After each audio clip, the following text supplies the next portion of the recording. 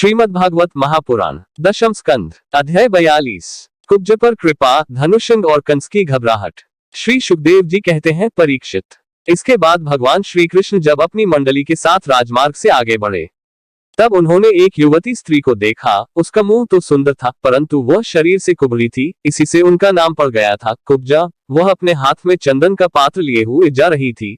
भगवान श्री कृष्ण प्रेमरस का दान करने वाले हैं। उन्होंने कुब्जा पर कृपा करने के लिए हंसते हुए उससे पूछा, सुंदरी, तुम कौन हो? यह चंदन किसके लिए ले जा रही हो? कल्याणी, हमें सब बात सच सच बतला दो। यह उत्तम चंदन, यह अनुराग हमें भी दो। इस दान से शीघ्र ही तुम्हारा परम कल्याण होगा।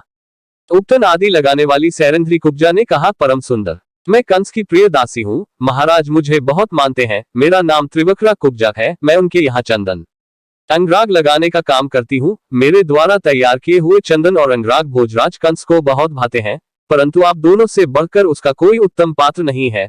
भगवान के सौंदर्य, सुकुमारता, रसिकता, मंदहास्य, प्रेमालाप और चारु चितवन से कुब्जा का मन हाथ से निकल गया। उसने दोनों भाइयों को वह सुंदर और गाढ़ा अनुराग दे दिया।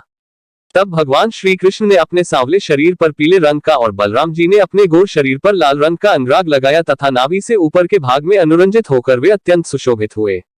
भगवान श्री कृष्ण उस कुब्जा पर बहुत प्रसन्न हुए। उन्होंने अपने दर्शन का प्रत्यक्ष फल दिखलाने के लिए 3 जगह से टेढ़ी किंतु सुंदर मुख वाली कुब्जा को सीधी करने का विचार किया। भगवान ने अपने चरणों से कुब्जा के पैर के दोनों पंजे दबा लिए और हाथ ऊंचा करके 2 उंगलियां उसकी ठोड़ी में लगाई तथा उसके शरीर को तनिक उचका दिया। उचकाते ही उसके सारे अंग सीधे और समान हो गए। प्रेम और मुक्ति के दाता भगवान के स्पर्श से वह तत्काल विशाल नितंब और 3 प्योधरों से युक्त एक उत्तम युवती बन गई। उसी क्षण कुब्जा रूप, गुण और उदारता से संपन्न हो गई। उसके मन में भगवान के मिलन की कामना जाग उठी। उसने उनके दुपट्टे का छोर पकड़कर मुस्कुराते हुए कहा, वीर शिरोमणे, आइए घर चलें। अब मैं आपको यहाँ नहीं छोड़ सकती, क्योंकि आपने मेरे चित्त को मत डाला है। पुरुषोत्तम, मुझ दासी पर प्रसन्न होइए। जब बलराम जी के सामने ही कुब्जा ने इस प्रकार प्रार्थना की, तब भगवान श्री कृष्ण ने अपने साथी ग्वालबालों के मुंह की ओर देखकर हंसते हुए उससे कहा, सुंदरी, तुम्हारा घर संसारी लोगों के लिए अपनी मानसिक व्याधि मिटाने का साधन है। मैं अपना कार्य पूरा करके अवश्य वहां आऊंगा। हमारे जैसे बेघर के बटोहियों को तुम्हारा ही तो आसरा है। इस प्रकार मीठी मीठी बातें करके भगवान श्री कृष्ण ने उसे विदा कर दिया। जब वे व्यापारियों के बाजार में पहुंचे, तब उन व्यापारियों ने उनका तथा बलराम जी का पान, फूलों के हार, चंदन और तरह तरह की भेंट उपहारों से पूजन किया। उनके दर्शन मात्र से स्त्रियों के हृदय में प्रेम का आवेग, मिलन की आकांक्षा जग उठती थी। यहाँ तक कि उन्हें अपने शरीर की भी सुधि न रहती। उनके वस्त्र, जुड़े और कंगन ढीले पड़ जाते थे तथा वे चित्रलिखित मूर्तियों के समान ज्यों की त्यों खड़ी रह जाती थीं।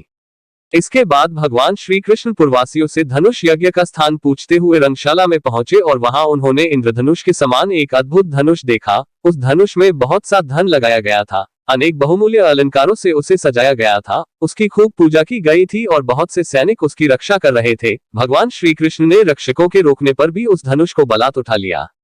उन्होंने सबके देखते देखते उस धनुष को बाएं हाथ से उठाया, उस पर डोरी चढ़ाई और एक क्षण में खींचकर बीचों बीच से उसी प्रकार उसके 2 टुकड़े कर डाले, जैसे बहुत बलवान मतवाला हाथी खेल ही खेल में ईख को तोड़ डालता है। जब धनुष टूटा तब उसके शब्द से आकाश, पृथ्वी और दिशाएं भर गईं। उसे सुनकर कंस भी भयभीत हो गया। अब धनुष रक्षक आत्ताए असुर अपने सहायकों के साथ बहुत ही बिगड़े। वे भगवान श्री कृष्ण को घेर कर खड़े हो गए और उन्हें पकड़ लेने की इच्छा से चिल्लाने लगे, पकड़ लो, बांध लो, जाने ना पावे। उनका दुष्ट अभिप्राय जानकर बलराम जी और श्री कृष्ण भी तनिक क्रोधित हो गए और उस धनुष के टुकड़ों को उठाकर उन्हीं से उनका काम तमाम कर दिया। उन्हीं धनुष खंडों से उन्होंने उन असुरों की सहायता के लिए कंस की भेजी हुई सेना का भी संहार कर डाला। इसके बाद वे यज्ञशाला के प्रधान द्वार से होकर बाहर निकल आए और बड़े आनंद से मथुरापुरी की शोभा देखते हुए विचरने लगे। जब नगरवासियों ने दोनों भाइयों के इस अद्भुत पराक्रमी की बात सुनी और उनके तेज, साहस तथा अनुपम रूप को देखा, तब उन्होंने यही निश्चय किया कि हो ना हो ये दोनों कोई श्रेष्ठ देवता है। इस प्रकार भगवान श्री कृष्ण और बलराम जी पूरी स्वतंत्रता से मथुरापुरी में विचरण करने लगे। जब सूर्यास्त हो गया तब दोनों भाई ग्वालबालों से घिरे हुए नगर से बाहर अपने डेरे पर, जहाँ छकड़े थे, लौट आए।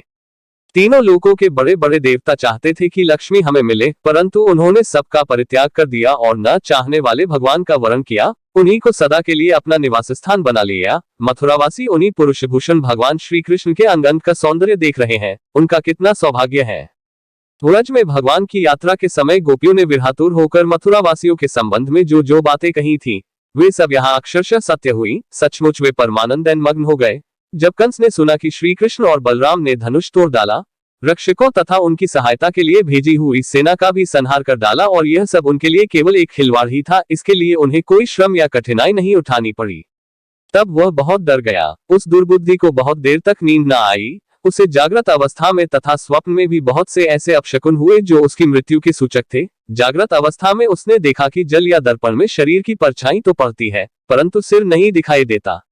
अंगुली आदि की आड़ने होने पर भी चंद्रमा, तारे और दीपक आदि की ज्योतियां उसे दो दो दिखाई पड़ती हैं। छाया में छेद दिखाई पड़ता है और कानों में अंगुली डालकर सुनने पर भी प्राणों का घू घू शब्द नहीं सुनाई पड़ता। वृक्ष सुनहले प्रतीत होते हैं और बालू या कीचड़ में अपने पैरों के चिन्ह नहीं दिख पड़ते। कंस ने स्वप्नावस्था में देखा कि वो प्रेतों के गले लग रहा है, गधे पर चढ़कर चलता है और विष खा रहा है। उसका सारा शरीर तेल से तर है, गले में जपाकुसुम की माला है और नग्न होकर कहीं जा रहा है। स्वप्न और जागृत अवस्था में उसने इसी प्रकार के और भी बहुत से अपशकुन देखे, उनके कारण उसे नींद न आई। परीक्षित, जब रात बीत गई और सूर्य नारायण पूर्व समुद्र से ऊपर उठे, तब राजा कंस ने मलक्रीड़ा का महोत्सव प्रारंभ कराया। राजकर्मचारियों ने रंगभूमि को भली भांति सजाया। तुरही, भेरी आदि बाजे बजने लगे। लोगों के बैठने के मंच फूलों के गजरों, झंडियों, वस्त्र और बंधनवारों से सजा दिए गए। उन पर ब्राह्मण, क्षत्रिय आदि नागरिक तथा ग्रामवासी सब यथास्थान बैठ गए। राजा लोग भी अपने अपने निश्चित स्थान पर जा डटे। राजा कंस अपने मंत्रियों के साथ मंडलेश्वरों के बीच में सबसे श्रेष्ठ राजसिंहासन पर जा बैठा। इस समय भी अपशकुनों के कारण उनका चित्त घबराया हुआ था। तब पहलवानों के ताल ठोकने के साथ ही बाजे बजने लगे और गर्बीले पहलवान खूब सज धज कर अपने अपने उस्तादों के साथ अखाड़े में आ उतरे। चानूर, मुष्टिक, कूट, शल और तोशल आदि प्रधान प्रधान पहलवान बाजों की सुमधुर ध्वनि से उत्साहित होकर अखाड़े में आकर बैठ गए। इसी समय भोजराज कंस ने नंद आदि गोपों को बुलवाया। उन लोगों ने आकर उसे तरह तरह की भेंटें दी और फिर जाकर वे एक मंच पर बैठ गए।